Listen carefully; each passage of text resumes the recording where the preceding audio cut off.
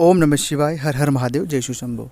अच्छे लोगों के साथ बुरा क्यों होता है? उसके पीछे कौन से ऐसे मुख्य कारण हैं कि अच्छे लोगों के साथ चीज़ें बुरी होती है?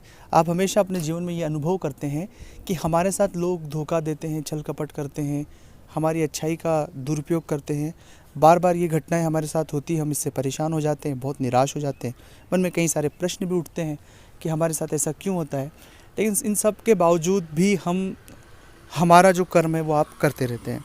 तो आज इस विस्तार से इस वीडियो में हम समझने वाले हैं कि अच्छे लोगों के साथ बुरा क्यों होता है। अच्छे लोगों के साथ बुरा होने के पीछे सबसे पहला कारण है कि एक अच्छा व्यक्ति अपने जीवन के जो अनुभव होते हैं, भूतकाल में बीते हुए अनुभव होते हैं, जो उनके साथ उन्होंने बुरा पल देखे, बुरा वक्त देखा, वो यह चाहते हैं कि जो हमने ख़राब वक्त देखा है वो कोई भी इंसान नहीं देखे, और उसके लिए वो जो भी कर सकते हैं वो ज़रूर कोशिश करते हैं। और यह जो बात है आप में ज़रूर लागू होती है कि कोई भी व्यक्ति अगर आपको दुखी दिखेगा, किसी परेशानी में दिखेगा, तो आप उस व्यक्ति में खुद को तलाशना शुरू कर देते हैं कि इस व्यक्ति की मुझे मदद करना चाहिए, इस व्यक्ति को इन चीज़ों से मुझे बाहर निकालना चाहिए। और यही से शुरू होता है कि बिना सच जाने, बिना चीज़ों को समझे, जो हमारे अनुभव है उन अनुभव के आधार पर आप कूद जाते हैं। चीज़ों को सही से नहीं ऑब्जर्वेशन करने से फिर हमारी जो परेशानी है वो बढ़ जाती है। दूसरा कारण है कि एक अच्छा व्यक्ति हर एक व्यक्ति को अच्छा समझता है। कोई भी व्यक्ति हो उसे वो अच्छा ही नज़र आता है, और अच्छा नज़र आने की वजह से वो व्यक्ति सही में अच्छा है या नहीं है वो तब पता लगता है जब वो धोखा दे देता है कि एक अच्छा इंसान तो अच्छा ही है, लेकिन वो जब धोखा दे देता है, छल कपट कर लेता है, तो हमारा मन उदास हो जाता है, हम हताश हो जाते हैं, निराश हो जाते हैं, और मन में कई सारे नकारात्मक प्रश्न खड़े हो जाते हैं।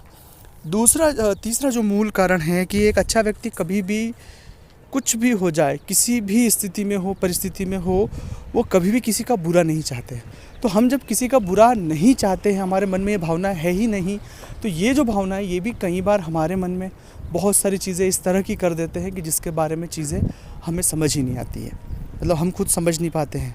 और चौथा और मूल बात है आत्ममुग्धता कह सकता हूँ, या आत्मानुशासन भी इसे कह सकते हैं, कि हम कभी भी किसी व्यक्ति के साथ जाने अनजाने में हमसे कुछ गलत या सही हो जाता है, उसके साथ कोई भी गलत होता है, तो दोषी हम खुद को समझना शुरू कर देते कि ये हमारी वजह से ही हुआ होगा, और हम उस तरह की खुद में एक नकारात्मकता भर लेते हैं। तो ये कभी आप करें नहीं। जिस व्यक्ति के साथ जो हो रहा है उसके लिए वो स्वयं दोषी है, आप दोषी नहीं हैं।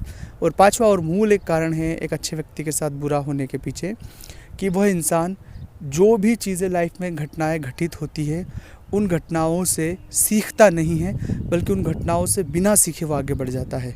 इसलिए भी आपके साथ चीज़ें खराब होती है कि जो घटनाएं आपके साथ घटित हुई है, जो अनुभव आपके साथ हुई है, ज़रूरी नहीं कि वो आपके साथ फिर से दोहरेगा या फिर से होगा, लेकिन उसमें मेन ये बात है कि वही गलतियों को फिर से दोहराना, ये सबसे बड़ी गलत बात है कि जिन गलतियों से हमें चीज़ें ख़राब हुई हैं वही दोहराना बहुत ही गलत बात है। इसलिए इन चीज़ों से भी आपको बचने की बहुत हद तक आवश्यकता है।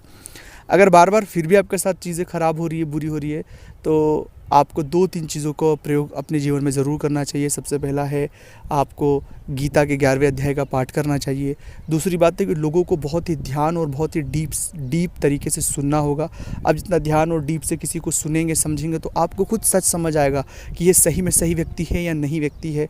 दूसरा है कि तुरंत निर्णय ना ले। कोई भी चीज़ें घटी तो तुरंत निर्णय लेने की कोई आवश्यकता नहीं है। और सबसे मूल अपने गुरु मंत्र का जाप करें। नहीं है कोई गुरु मंत्र तो नमः शिवाय मंत्र का जाप करें।